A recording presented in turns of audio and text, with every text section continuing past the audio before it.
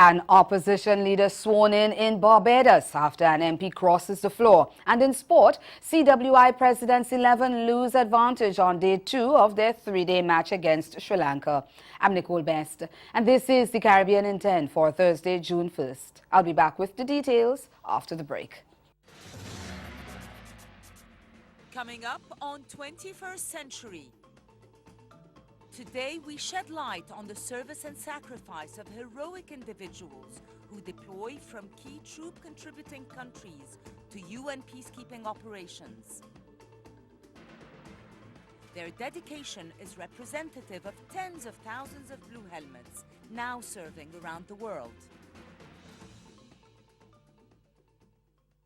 I know that you did some work on the Haiti earthquake, devastating earthquake. What are some of the things you've been doing?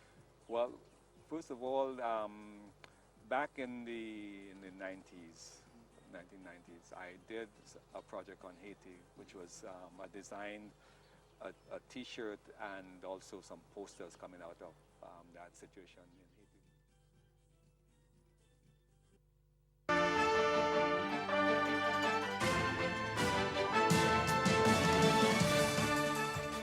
Our first story in our Friday midday newscast: Barbados now has a leader of the opposition.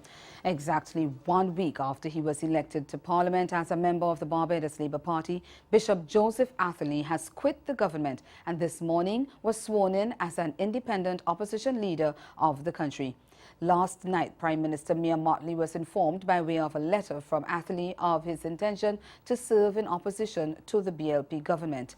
The development follows the omission of Atherley, who is head of the Evangelical Holiness Christian Community Church, from Mottley's 30-member cabinet, despite being a veteran of the party. But speaking to the media after being sworn in, Atherley said there was no fallout between him and the BLP. He said his move was neither a rejection of the BLP nor a reaction to Mottley not giving him a ministerial portfolio. Atherley says he left the party when he realized there was no opposition in the House of Assembly. Another BLP legislator, Glenn Clark, who was also left out of the cabinet, has indicated he will not be crossing the floor. Prime Minister Mottley had last week said she was exploring the possibility of amending the constitution to allow for the party with the second most votes in an election to nominate 2 members for the Senate. But now that Atherley is the new opposition leader, he will be the one to decide who those senatorial positions go to. Atherley says he will not be forming another party and will name his 2 senators shortly. Meanwhile, political analyst Peter Wickham tells the CMC News that Atherley's move may not have been a wise one. He said it could mark the end of his political career. Atherley has indicated that he is still committed to the Barbados Labour Party, but nonetheless he has chosen to take up a position in the opposition benches. The whole move defies logic. I don't think that there's a lot of political logic behind it. Many of us are left to wonder, really, what does he hope to achieve by this? He gets a larger salary, but certainly he will now become dislodged from his position within the Barbados Labour Party, and he would have lost the confidence of members in the party with whom he will serve. So I don't think it is a good thing for him politically, and I can only assume that he's decided, in as much as he's at the end of his days politically, that he would prefer to spend them out as opposition leader as opposed to being within the current administration. The 2018 Atlantic hurricane season officially starts today, and with sections of the region still recovering from the 2017 hurricane season, which caused unprecedented levels of destruction, the Caribbean Disaster Emergency Management Agency, CDEMA, says it is making improvements to its response systems.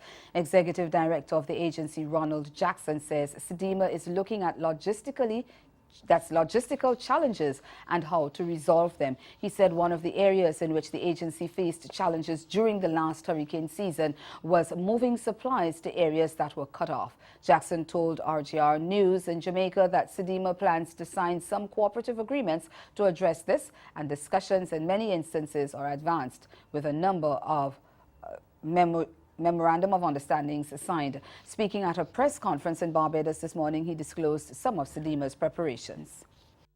Results are currently being analyzed, and recommendations for enhancing national readiness ahead of the season is also being conducted by the internal team of SEDEMA. We've also updated the regional deployment database, again looking at ensuring that we have new persons. As you can well imagine, your teams will suffer from some amount of attrition. And so we set about with the training, but also populating our database with the persons who were trained for 2018, and also carrying out the orientation as I outlined before.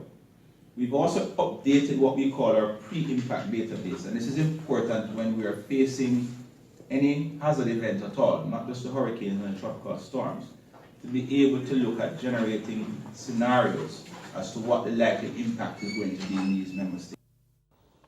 In an updated outlook released by the Colorado State University yesterday, the forecast is for 14 named storms and 6 hurricanes, with 2 of those being major this hurricane season. Even before the June 1st official start, the first storm Alberto formed, and its heavy rains claimed the lives of 4 people, caused widespread flooding and infrastructural damage, and left many communities cut off and nearly 60,000 people without electricity in Cuba. In 2017, there were 17 named storms, 10 hurricanes and 6 major hurricanes. It was the 5th most active season since 1851.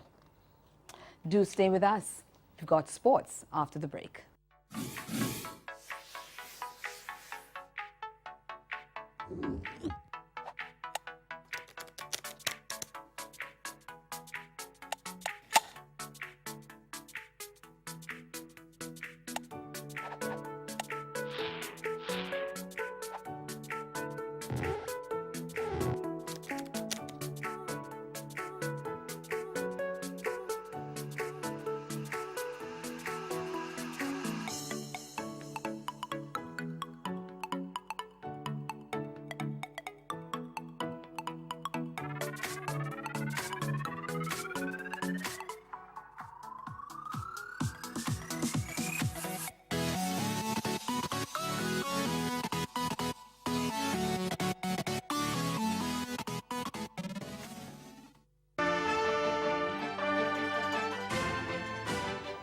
Test opener Kieran Powell found form with a half-century, while opening partner John Campbell also notched one of his own.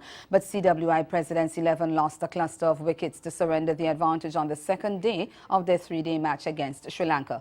The left-handed Powell in the 13-man squad for next week's first test at Queen's Park Oval struck 60 in a 94-run opening stand with fellow left-hander Campbell, who top-scored with 62. Replying to the tourists' imposing first innings of 428, the Presidents 11 were cantering on 146 for 1 at one stage, but lost 6 wickets for 77 runs to end on 223 for 7.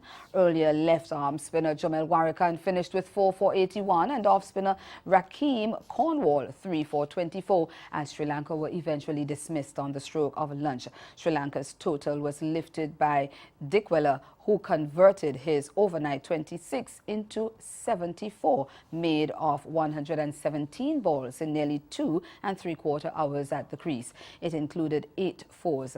He put on a 72 for the 7th wicket with Akila, who made 30 from 54 deliveries with 6 fours. But once the pair was separated, the last 4 wickets went down for 38 runs. And that's Caribbean in 10. Join us at 6:30 for Caribbean Newsline. But until then, do have yourselves a good afternoon.